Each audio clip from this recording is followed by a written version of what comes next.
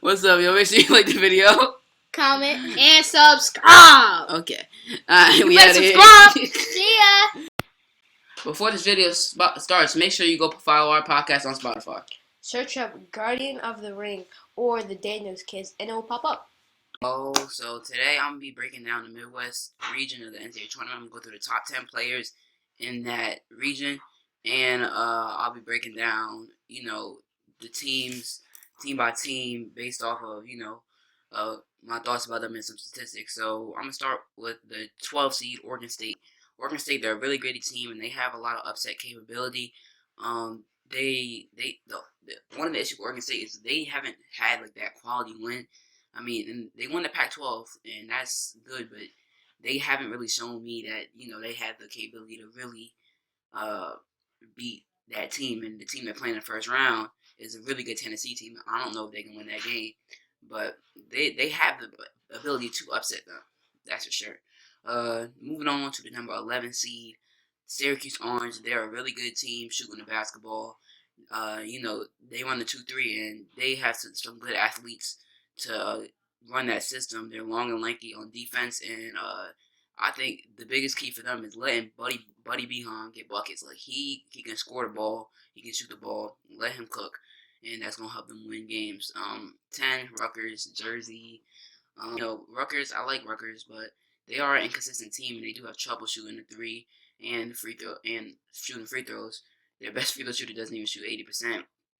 But their interior is what's going to win them games. Interior offense and interior defense is going to win them games. Miles Johnson is one of the best bigs in the country that nobody is talking about, and he deserves his respect. Basically on the same level as Ron Harper Jr. gets his respect. Number 9 seed in this bracket, Georgia Tech. They're a really good rebounding team, and their guards have really high effort.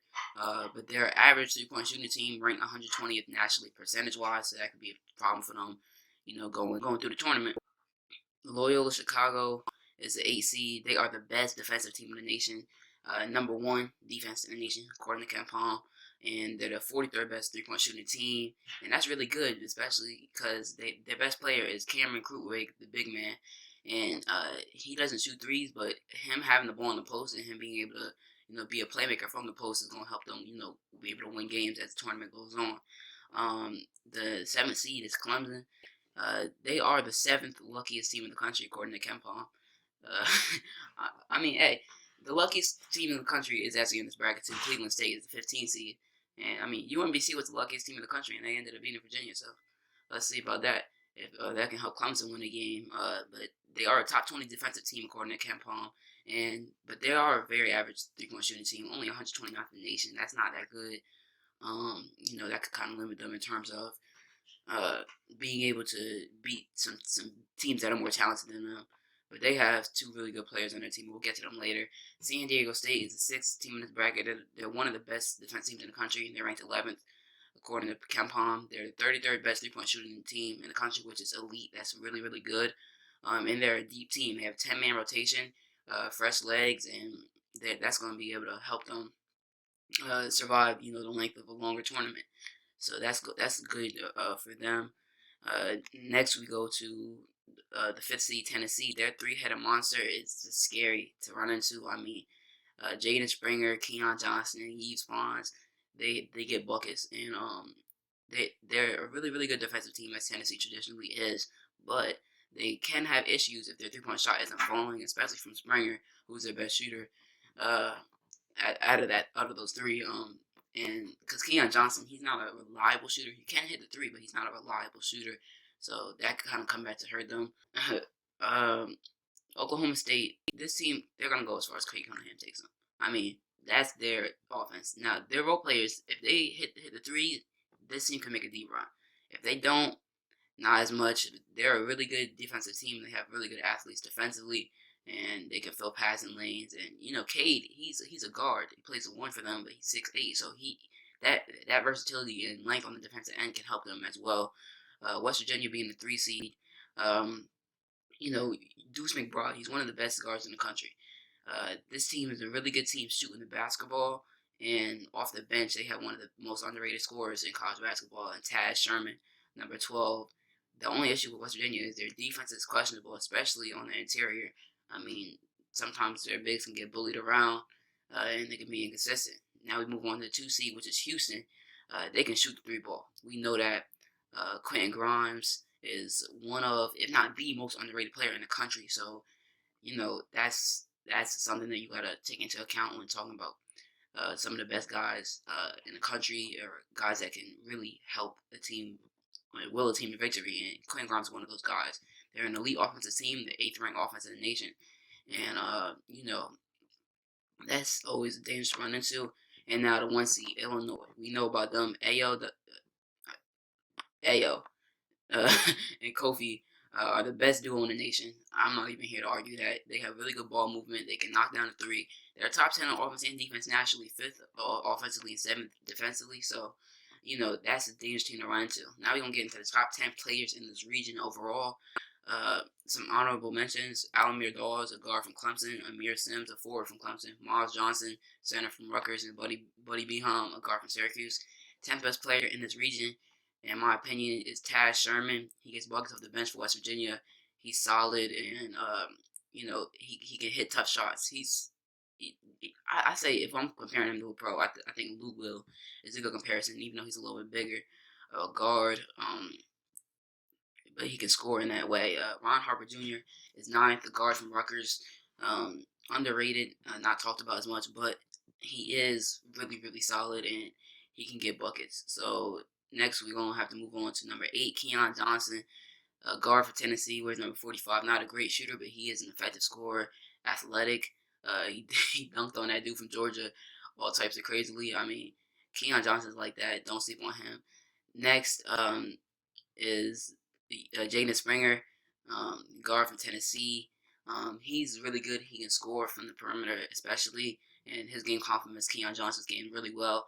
But Springer is, I feel like he's a little bit underrated because his ability to shoot the basketball is something that you can't sleep on, and you really have to press him at the 3 point line, because if he gets a shot up, it's a good chance of going in.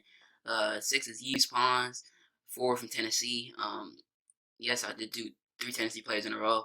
But Yves Pons, he's a really, really good defender. He's 6'6", but he plays like he's 6'9", 6'10", because he can block shots. He's solid, sets screens.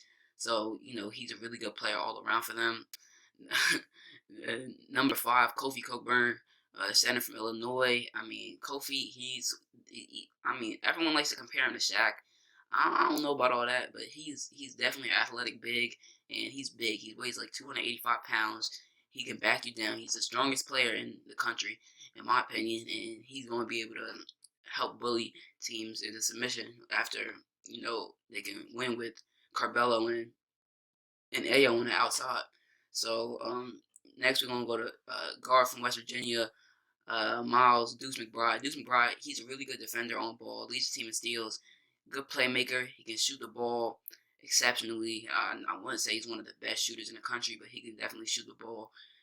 Miles McBride is someone that, he's a dog. Like, you want to watch him play. He can get buckets, and he can play defense. So, try and catch him if you can during March Madness. He could play. Clint Grimes, guard from Houston, third best player in this region. Grimes, he can shoot the ball. Like, he's a bucket, and on defense he can dog people. But he's not known for his defense as much. I think his defense is a little bit more of an underrated part of his game. But offensively, he can definitely shoot the ball, and that's something you have to look out for at all times. Like, he's an off guard, so that's going to help him generate more looks, because the attention isn't focused on him. But he is the top guy you got to worry about on that Houston scouting report. Second best player in the region, Ayo, the sumo, yeah, Ayo, guard from Illinois, 6'5" guard, bouncy. He can lay, he can finish. Only issue I have with Ayo is he doesn't attack enough. He doesn't get downhill enough. But if he can start doing that a little bit more, his game is going to be really complete. I think he's a lottery pick. I mean, he can score on a lot of levels. He's one of the best players in the nation. Um, and he would be the best player in any other region if the best player in the nation wasn't in in this region. And Kate Cunningham being the number 1 guard from Oklahoma State, best player in the country. I mean, he can shoot the ball. I mean, his mid-range game is something that is not talked about as much, but it's really good. One of the things that's talked about a lot from him is his playmaking. He's obviously 6'8" as a point guard. Um, and he has the ability to be a true playmaker from the point guard position, despite the fact he's 6'8". So, almost like Ben Simmons, but he can shoot the ball too, and he can score from all three levels. He can get to the rim, he can hit the mid range, and he can shoot the three. I think he's one of the best mid range shooters in the country, and that's not talked about a lot from him. So, yeah, I hope y'all enjoyed the video. Like, comment, subscribe. I'm out of here, y'all.